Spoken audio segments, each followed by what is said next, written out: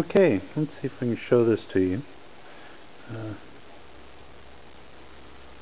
May be hard to see, but right at the very edge, there's a little rust pitting right here, but right at the very edge there's bright metal, and it's polished up to 400 grit.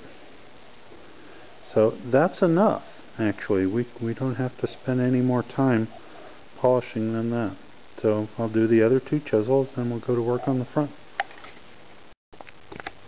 Okay, I'm going to deviate a little bit from my usual sharpening method and use this gizmo I got off of eBay. I have had one before and they work pretty well, but we'll see how this one works.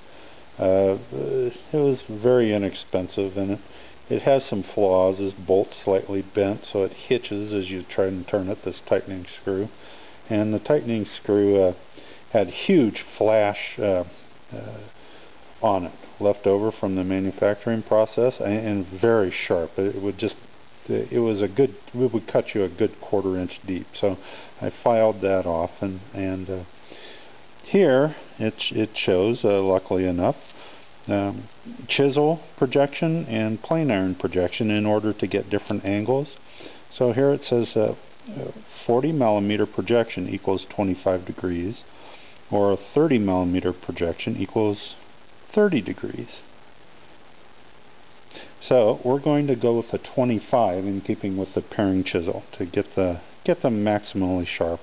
And if I find the steel isn't up to holding an edge at that shallow angle, I'll move it back to 30 degrees. Anyway, I've set this, luckily enough, my tri-square has both metric and imperial, so I've set it to 40 degrees. I've set the projection on the honing guide.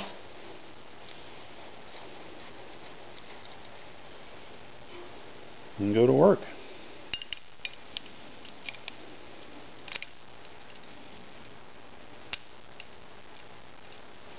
It's a little fiddly, I gotta say. It is a little fiddly.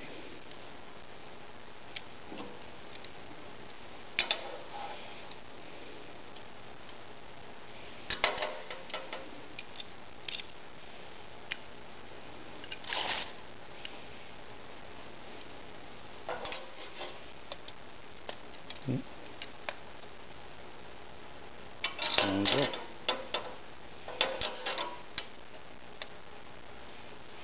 40 degrees. I think I'd better tighten that.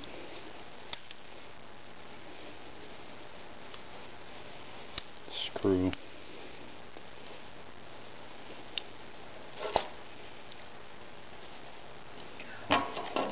Okay. I'm excited. Let's see how this works.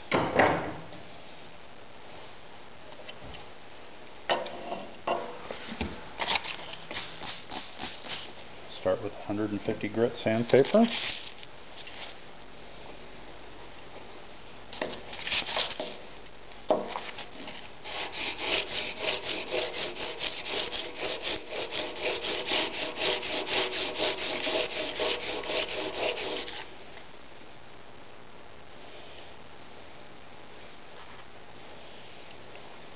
Oh, so far so good.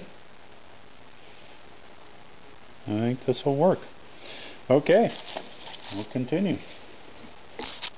Okay, this is going to be a while. I have a relatively thick edge there from grinding back past the chips in the blade, and so it's going to take a while, but time worth spending for sure.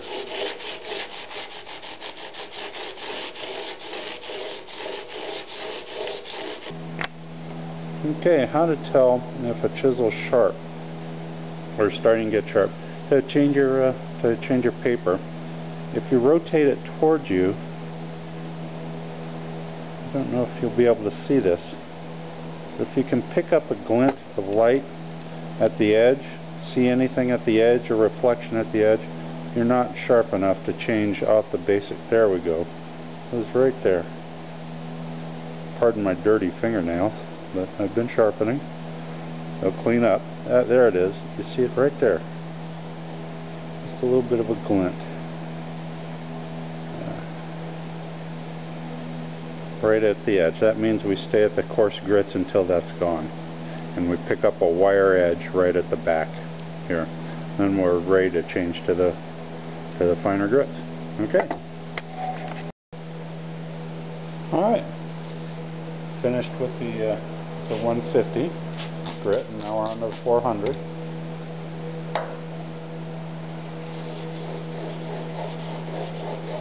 Don't have to push very hard. Just keep at it.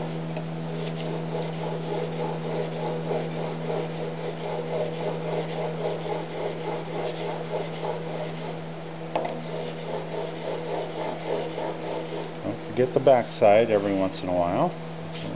This here. This kind of a jig will allow you to flip it over and polish this edge, or work this edge right here.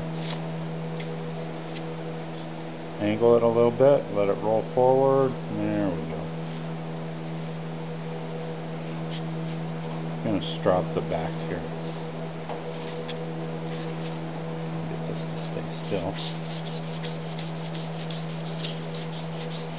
See the little bit of grit it's taken off, or the metal particles? Okay, and then back to the front.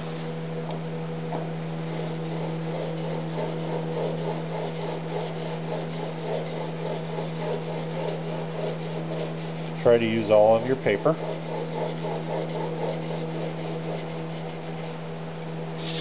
If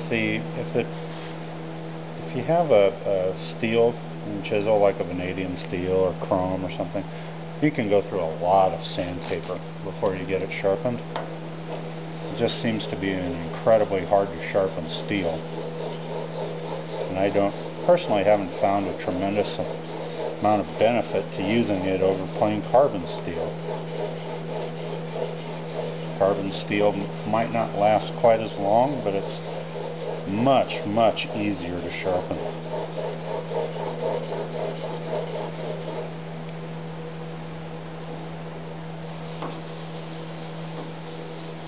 Make sure to press down so it remains flat. You don't want to lift it up and give a back bevel on your chisel. It won't cut the way it should, and makes it more difficult to get flat bottom dados and mortises, or stay true to your layout lines in a dado or mortise.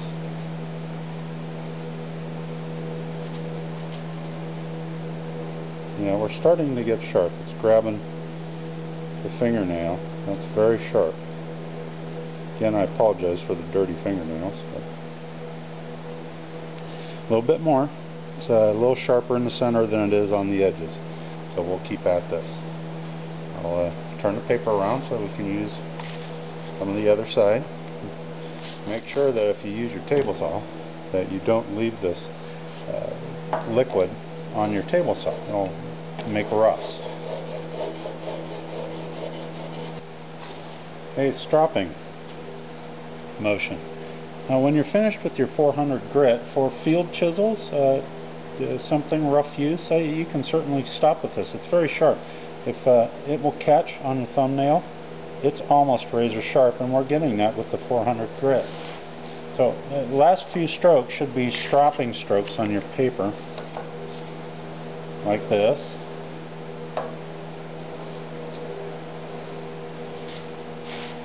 In order to remove the wire edge at the front edge of the chisel. And this really helps.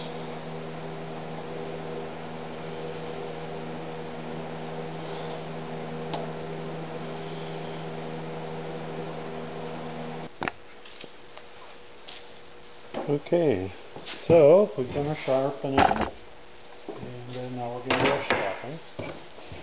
Again, we're going to strop. Oh, later I'll probably show how to strop on using standard leather or canvas and a stropping compound. But for now, we're going inexpensive stuff you can find on a job site laying around the house. I put this down, smooth side of the, let's do 2 sheets.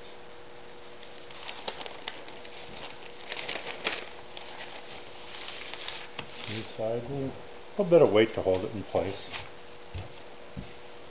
Should probably, now that you've seen that, I'll turn this around so that it's in the back, not obstructing your view. Just hold this down and hold it flat.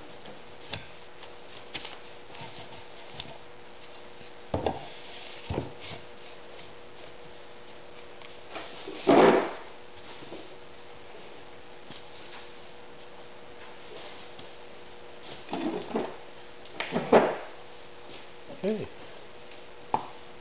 Pull it up until we get our angle. We just start stropping.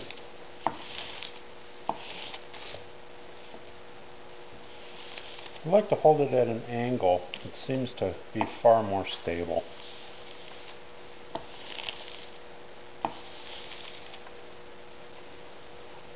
I'll make an adjustment here.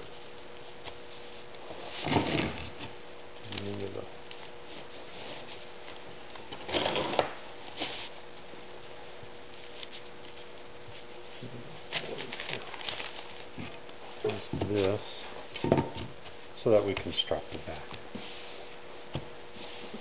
Good pressure on this.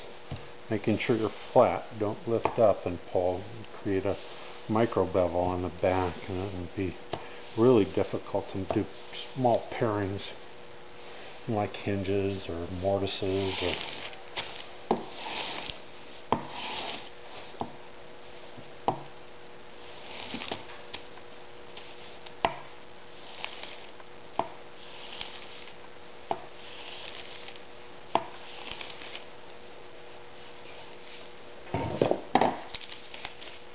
not the easiest way to strop or the fastest, but it's readily available. You go to any job site and there's newspaper or a piece of paper laying around.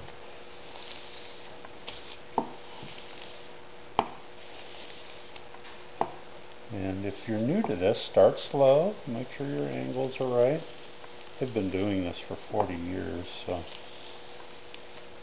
the muscle memory is mostly in. And just continue with this until we have just a brilliant edge, because this will get it just absolutely sharp. Yeah. The edge is very aggressively sticking to the nail, so put right at the corner.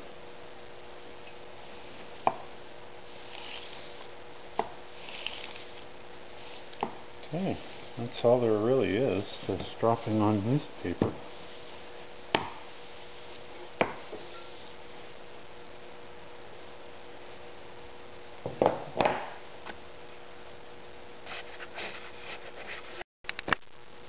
Okay, we're all done. Set of $3 chisels.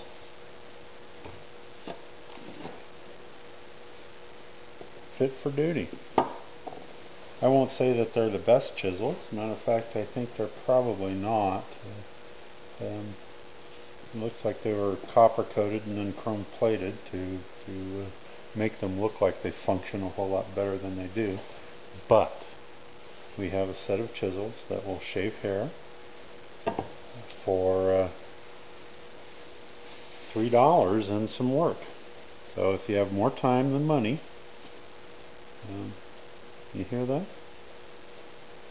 So, if you have more time than money, this is the way to go. If you don't have more time than money, spend several $100s on a set of chisels, or several $100s on Japanese stones, if you like. A very cool way to sharpen and get amazing results, but here we have about the same result for $3. Okay. That's all for this video. I think the next video will be, I think I'm going to make a gauge block to make setting up the angle on the chisels a little easier. Very easy to do. So well, if the couple of you that watch the video, check it out. See if it might be useful. I know it will be for me. Thanks. Bye.